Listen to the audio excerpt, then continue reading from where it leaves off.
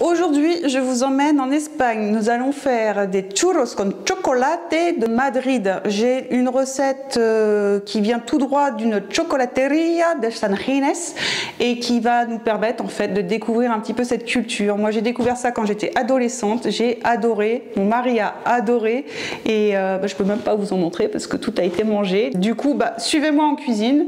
Vous allez voir comment ça se passe et j'espère que de votre côté, vous allez aussi vous amuser autant que moi. On commence avec 3 œufs, 125 g de farine, 250 g d'eau, 10 g de sucre, 2 g de sel et 113 g de beurre.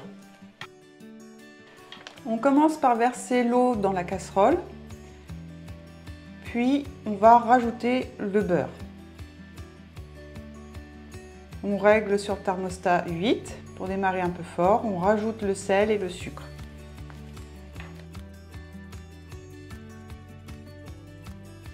Ensuite, on va mélanger pour faire fondre le beurre pendant que l'eau chauffe.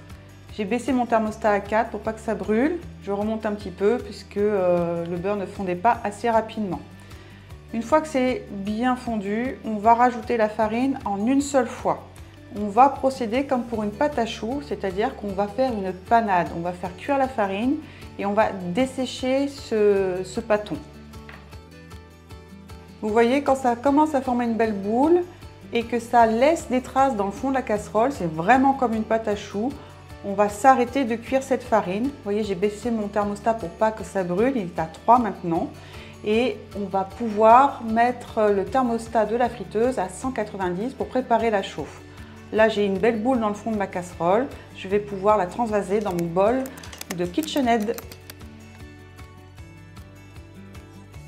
Tout comme pour la pâte à choux, je mets la feuille pour commencer à faire redescendre la température du pâton pour éviter que mes œufs ne fassent une omelette, ne soient chauffés. Et je verse petit à petit ma pesée d'œufs pour réhydrater ma pâte. Donc je laisse le temps à ma pâte de bien se réhydrater, de bien absorber ce liquide. Et je continue à malaxer en vitesse moyenne jusqu'à absorption complète de la pesée d'œufs. Une fois qu'on a bien incorporé tous les œufs, on va obtenir une pâte qui ressemble à une pâte à choux plus ferme qu'une pâte à choux, vous voyez. Donc ça se détache de la feuille et quand je fais la trace, ça ne se referme pas tout de suite. Donc c'est vraiment un petit peu plus ferme qu'une pâte à choux.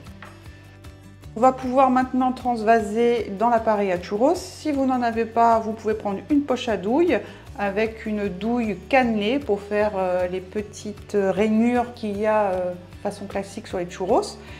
Et une fois que la friture est à température, on va pouvoir déposer des morceaux de pâton pour faire nos churros de la dimension qui nous convient le mieux.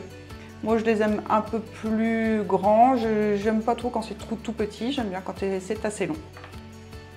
Les churros sont cuits quand ils remontent à la surface et qu'ils sont bien dorés.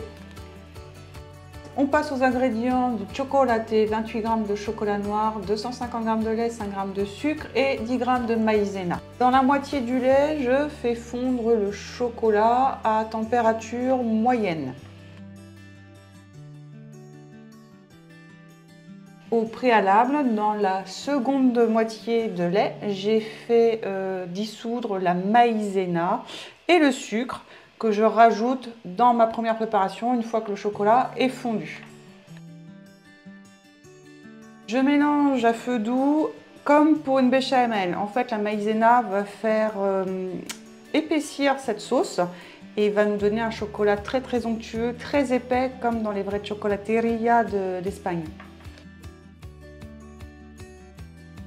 Il faut touiller sans cesse pour éviter que ça n'attache dans le fond. Et une fois que ça fait des belles bulles, ça fait des plocs-plocs, c'est prêt, on peut verser dans une belle tasse.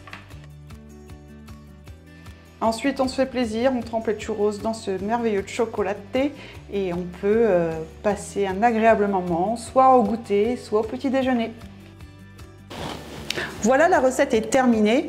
J'espère que vous avez passé un excellent moment en ma compagnie. J'espère que les churros ont été faciles à réaliser. Moi, j'ai trouvé que c'était ultra simple. La pâte à beignets ressemble à la pâte à choux. Le chocolat, pour moi, était un peu trop, comment dire, pas assez fort. J'aime le chocolat qui est vraiment noir. La prochaine fois, je mettrai du chocolat beaucoup plus fort. À vous de voir ce qui vous convient. En tout cas, je vous dis à bientôt sur la chaîne Totalement Food. Et je vous invite à liker, à partager, à me laisser un commentaire et je vous dis à très bientôt.